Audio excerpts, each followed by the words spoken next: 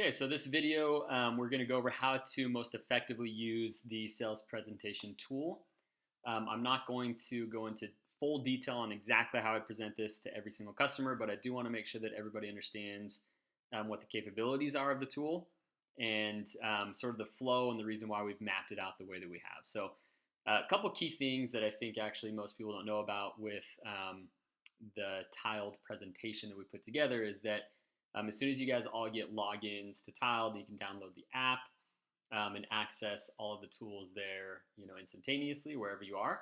A really cool feature that you'll have is you'll have the ability to do a broadcast session with a customer. So, what I mean by that is that if you're trying to sell somebody who lives in, California and you actually live in Vegas, it's a referral or whatnot, you rather than just sending them this and trying to have them navigate their way through it, what you can do is send it to them as a broadcast. So just click on this button right here.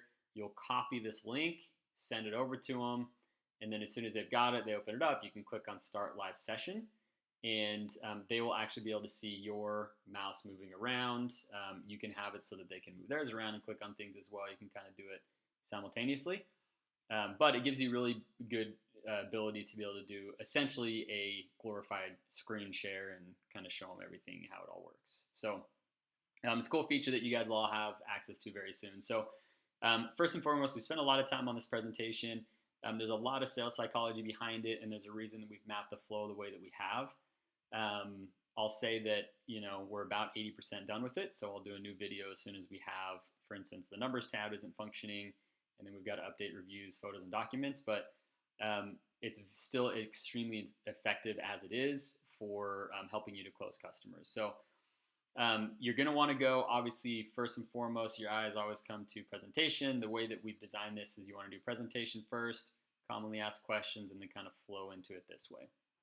Now, I'm a firm believer that not every presentation should go exactly the same way.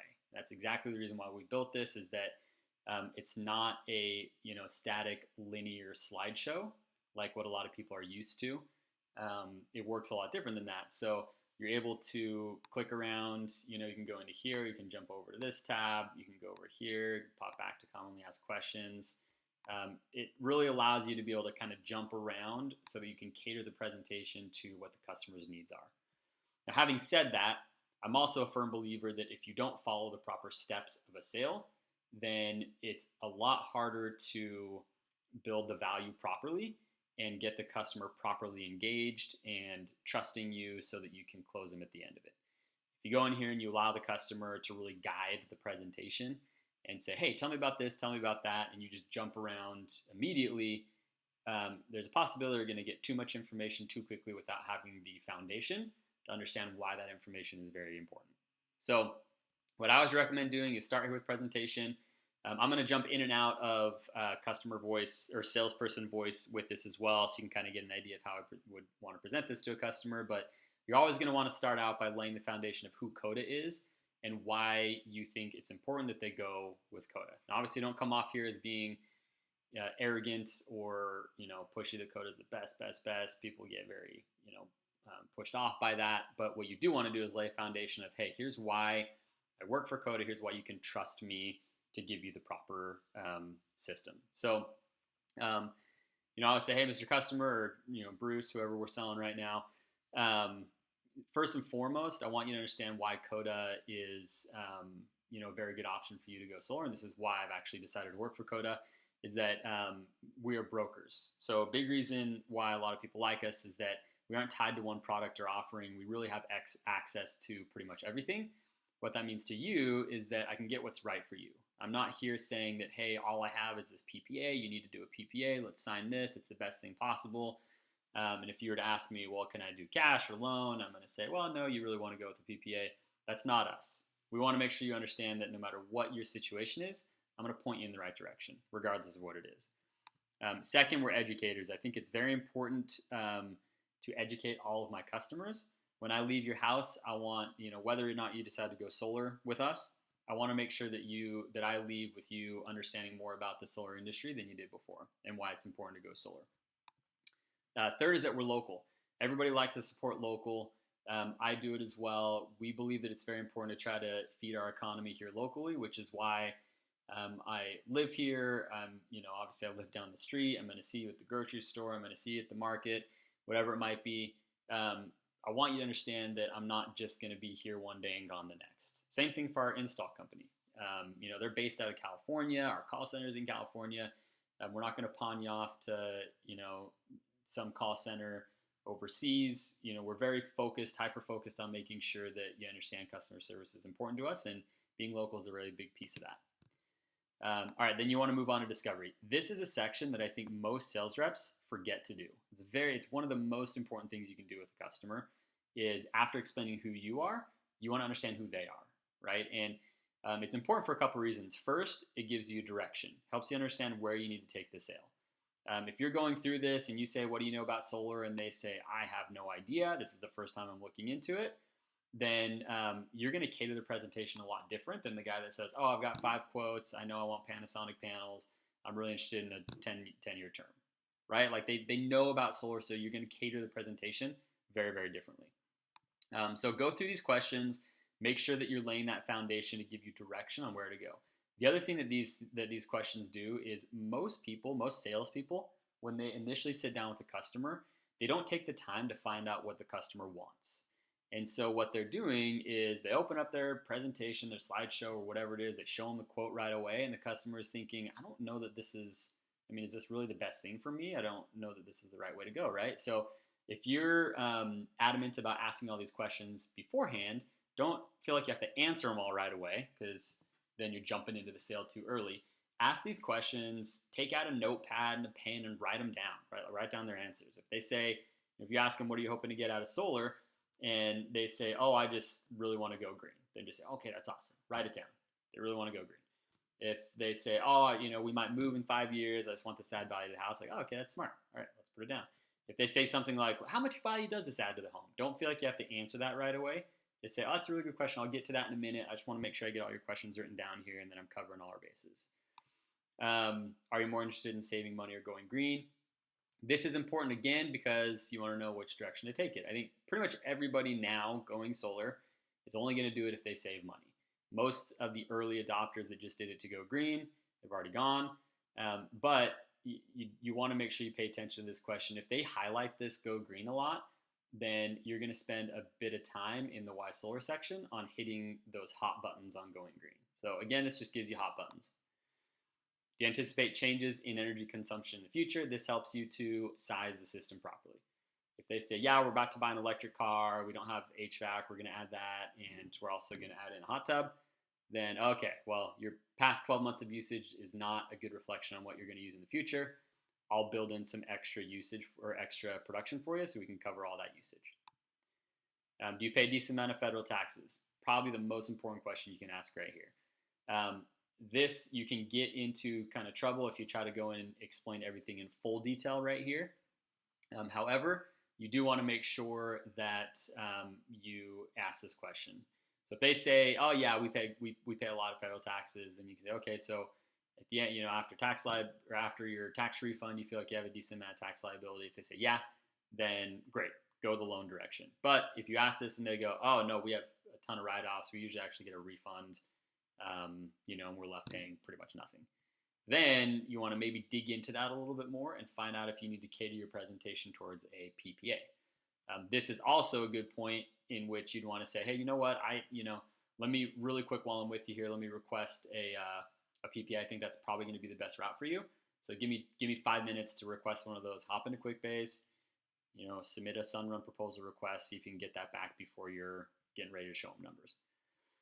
Next question, what's your dream scenario with solar? Don't have to always ask that one. I like to ask it because if they tell me, if I ask them this and then they just, sit and think about it for a minute and then say, well, I just want my bill to be lower than it is now. I don't want any money out of pocket and I want to go green.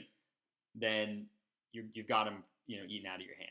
When you get to the end and you show them numbers and you show them that their payment's going to be lower, there's no out-of-pocket cost, and what it's going to be doing for the environment, it's easy at that point to be like, hey, look, I'm giving you your dream scenario of solar. Pretty sweet, right? Let's check credit. So it makes it so that they're kind of locking themselves into, if you give them this, then they're going to feel a little more obligated to go solar right now. Okay, so why solar? When I hop into this, I always tell the customer, hey, I'm going to take just 5 minutes to go through and explain to you the main reasons why people go solar. Just feel free to ask me questions along the way if you have them. Main reason people go solar is, number one, we have a huge power problem, especially here in Nevada or here in California, wherever you are. And then we'll go into that. The other main reason people go solar is obviously to save money. And then the last reason is to go green. Everybody wants to go green. So I'm going to focus a little bit on the power problem just so you guys understand really what we're facing and why there's so many incentives and mandates for states to go solar right now. So currently, and then I always ask them a few kind of foundational questions. Currently, where do you think all of our power is coming from? Let them answer that question. Most people don't 100% know. And then right here is where I hit the hot button with the whole go green and how there's a problem with how we're getting energy if they've told me in those questions that that's a concern of theirs. If they tell me they couldn't give a crap about going green, the environment doesn't matter to them, they drive trucks, they just don't care, right? All they want to do is save money, then I'm not really going to touch on this. But if they say this at all, then I tell them like, okay, how much of our power do you think is coming from coal in California? Most of them are going to say, oh, well, none. We don't burn coal here. So yeah, you're right. We don't burn any coal in California. However, a majority of the power that we actually use in California right now is coming from coal-fired power plants outside of our state. So a lot of our power is shipped in from power plants in Utah or Arizona. And the crazy part is that power that's coming from those states is coal-fired power. So even though we don't burn power here, what we are saying is that we're willing to essentially export our pollution and export our environmental problems to other states. So I don't think that's fair. I don't think you probably think that's fair. In fact, the state of California doesn't like it either. So they've actually issued a mandate that all the coal contracts have to cease by the year 2028. So I know it seems like it's far into the future. However, when 40% of our power is coming from those plants, that provides a pretty big issue for all of the utility companies. So this is a reason why your rates keep going up every single year, is that they're prepping for the fact that they're going to have to stop these cheap coal contracts. They're going to have to produce power locally from renewable resources within the state. So rather than producing it in Utah and having it travel down these power lines all the way to get into your house, it's going hundreds of miles before it gets here. The solution, obviously, is that you put panels on the roof. That now becomes your power plant. The source is the sun, and the power only has to travel 20 feet to get into the house. So it's a lot more effective to do it this way than it is to do it that way. And it just so happens that it's a lot cheaper.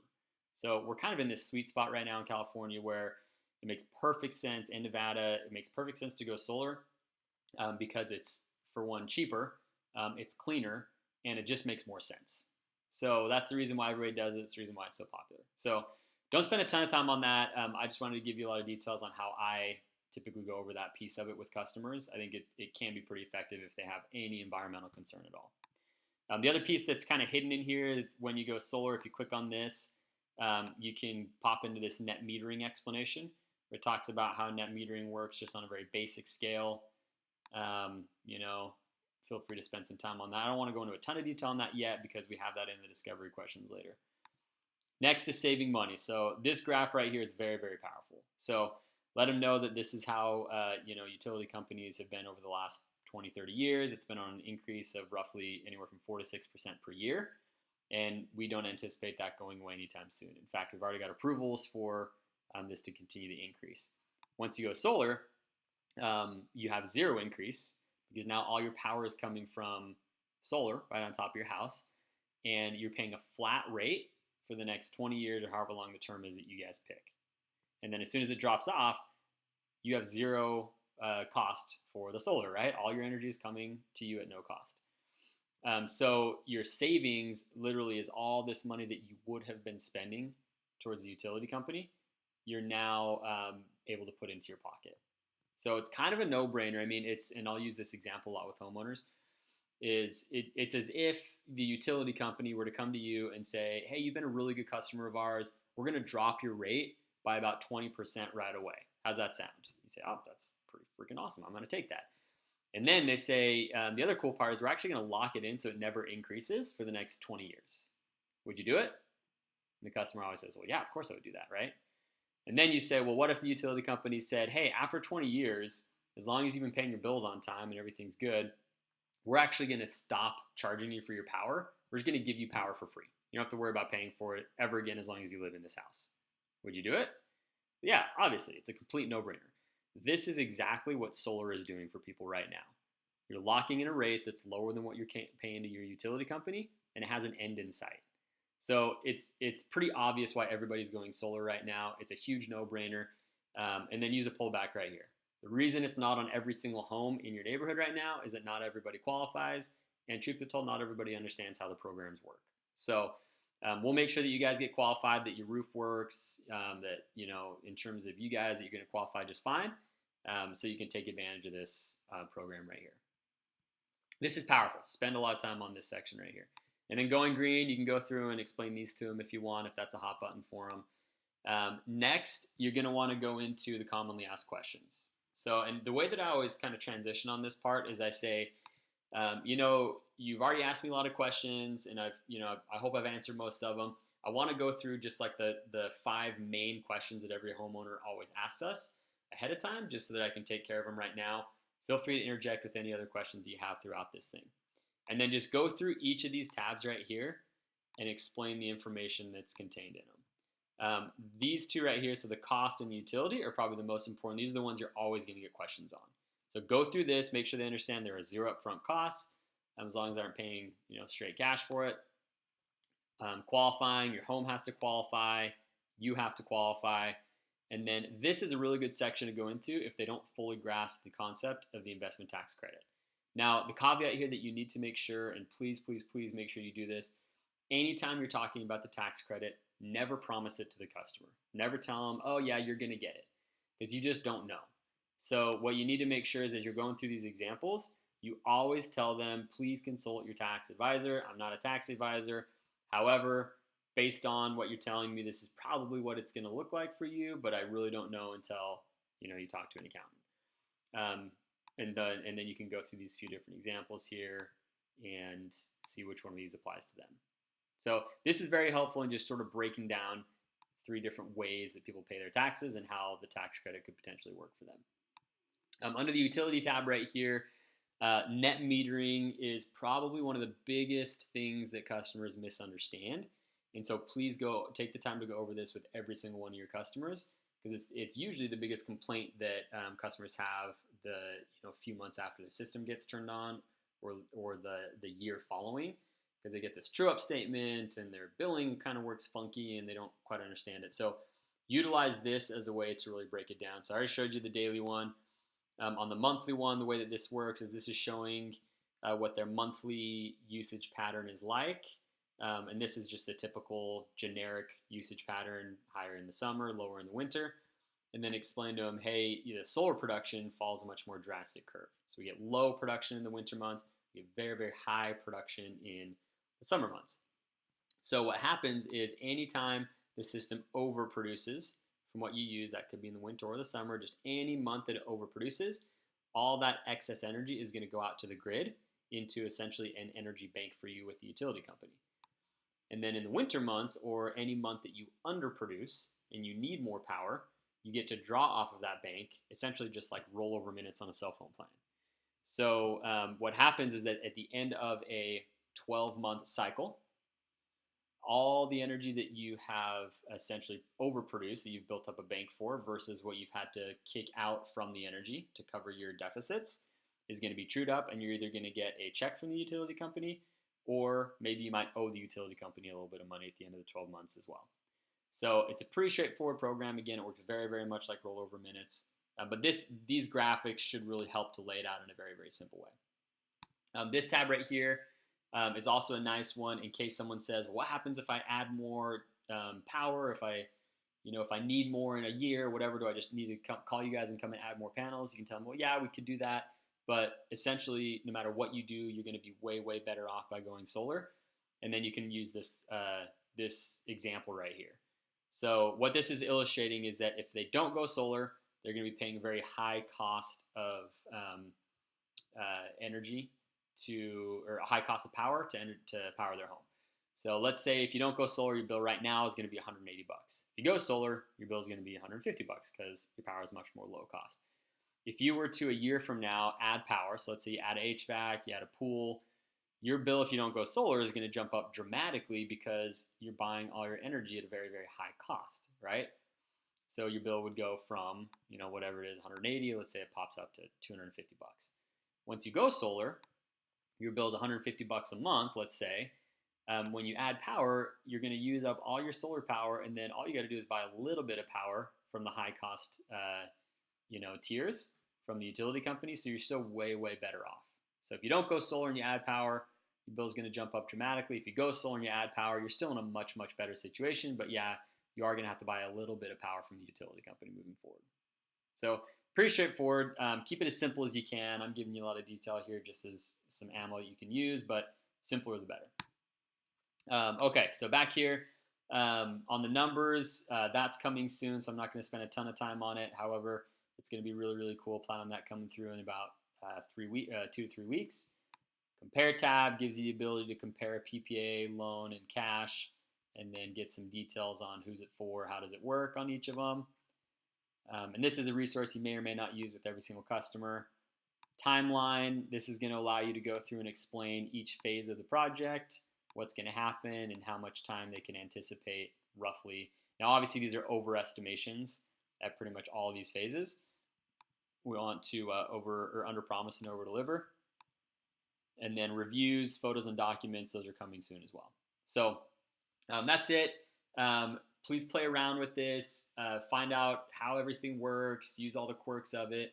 I promise you that if you use this tool, your closing ratio is going to go way, way up.